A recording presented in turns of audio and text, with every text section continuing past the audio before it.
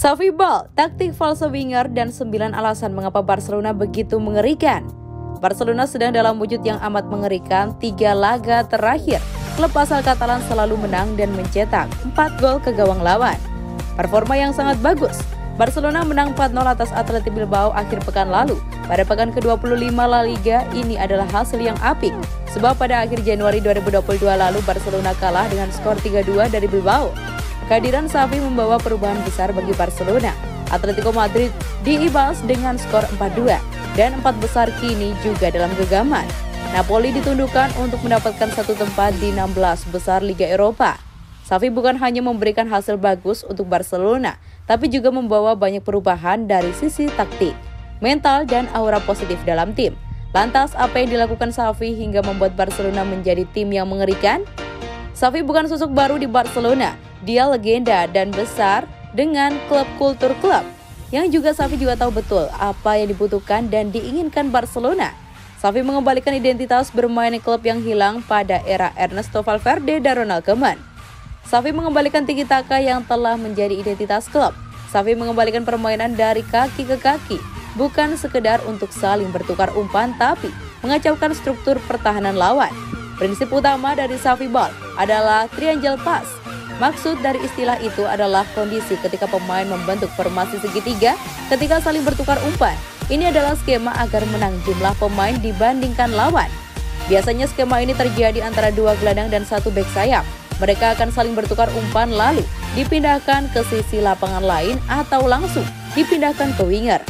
Sergio Busquets menjadi kunci pada skema ini, sementara Pedri atau Frenkie de Jong bergerak dengan fleksibel untuk berada di area kanan atau kiri. Ini adalah skenario yang banyak dipakai klub-klub top Eropa. Para penyerang juga mendapatkan tugas untuk memulai aksi bertahan ketika tidak menguasai bola. Xavi juga menerapkan hal ini.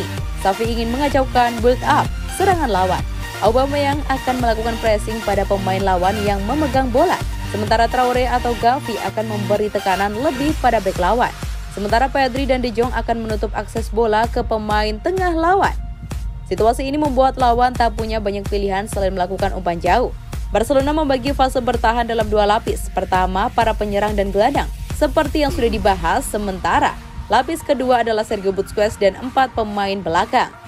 Secara sederhana, Xavi meminta 1 bek tengah untuk melakukan man-to-man marking pada lawan, sementara 1 bek tengah dan Busquets mendapatkan peran bebas untuk memastikan kondisi menang jumlah.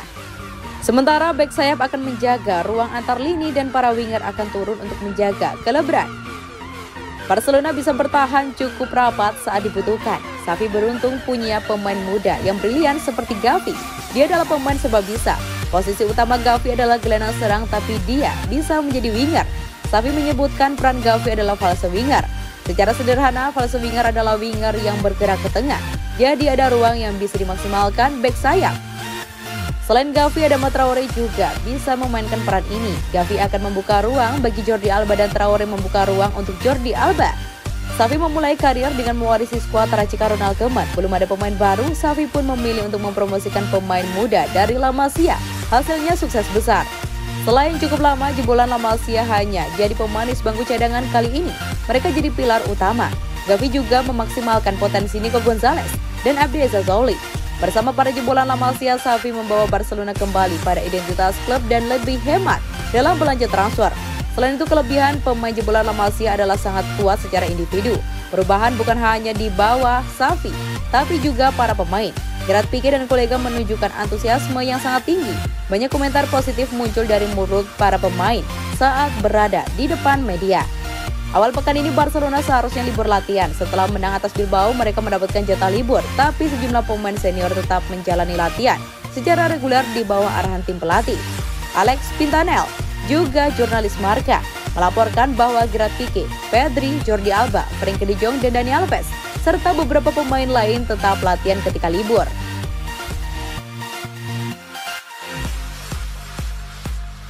Bidik Gavi, Real Madrid panaskan rivalitas dengan Barcelona. Rivalitas Real Madrid dan Barcelona mungkin membuat banyak pihak sulit membayangkan akan adanya pemain yang berpindah klub baik dari Barcelona ke Real Madrid atau sebaliknya dalam waktu dekat. Namun sepertinya hal tersebut berpotensi terjadi musim panas nanti. Seperti dikutip dari IB Times, Pemain muda Barcelona Gavi dikabarkan tengah dibidik oleh Madrid. Gavi saat ini memang masih belum mencapai kesepakatan untuk kontrak baru bersama Barcelona. Hal itu coba dimanfaatkan oleh Madrid untuk membawa keluar Gavi dari Camp Nou. Barcelona sebenarnya tengah berusaha untuk memberikan kontrak jangka panjang kepada Gavi dan beberapa pemain muda mereka lainnya. Gavi sendiri sebenarnya masih punya kontrak hingga 30 Juni 2023 di Camp Nou.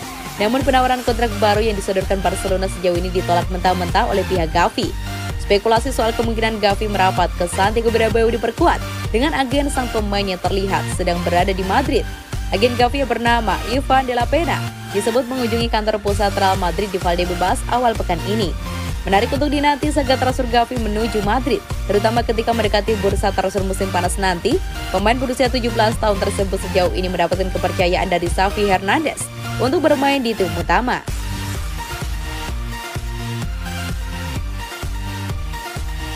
Barcelona belum kibarkan bendera putih soal masa depan Ousmane Dembele.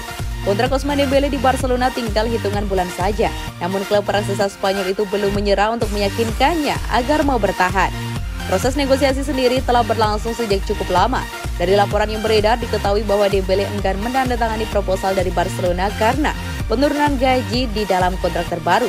Penurunan gaji sendiri sebenarnya terdengar cukup logis. Dembele tidak memberikan kontribusi yang signifikan dan lebih sering menghuni ruang perawatan karena cedera selama 4 musim di Barcelona.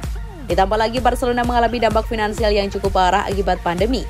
Hati Dembele tidak sebesar para penggawa senior seperti Gerard Pique dan Jordi Alba. Jadilah dirinya terus menolak penawaran dari pihak klub. Sejatinya Dembele juga sudah diperbolehkan mengikat dirinya dengan klub lain dalam bentuk prakontrak berkat aturan Bosman Ruling. Namun sampai saat ini ia belum melakukan itu, padahal peminat Dembele cukup banyak. Karena itulah Barcelona masih belum berniat mengubur keinginannya untuk memiliki sang penyerang lebih lama. Joan Laporta selaku presiden berharap Dembele akan melirik lagi proposal dari klub dan juga mempertimbangkannya. Dembele tahu penawaran kami dan kami selalu ingin dia bertahan. Kami berharap dia akan mempertimbangkannya di akhir musim, ujar Laporta kepada Cadena SER. Dembele mulai menunjukkan apa yang masih bisa ia berikan kepada Barcelona di sisa-sisa kontraknya. Performanya dalam beberapa pertandingan terakhir terbilang apik, termasuk saat Barcelona membantai Athletic Bilbao akhir pekan kemarin. Pemain asal Prancis tersebut membukukan gol pada menit ke-73 yang membuat Barcelona unggul 2-0 dari tim tamu. 3 gol lain dilesakan oleh Pierre-Emerick Aubameyang, Luuk de Jong, dan Memphis Depay. Selain Dembele, penampilan Pedri juga terus membuat publik terkesan. Usianya yang masih sangat belia yaitu 19 tahun membuat publik yakin bahwa masa depannya cerah. Laporan pun punya pendapat serupa. Dia ditakdirkan untuk menjadi salah satu pemain terbaik di dunia atau bahkan terbaik, tapi dia tahu bahwa dia harus bekerja keras, tutur Laporta.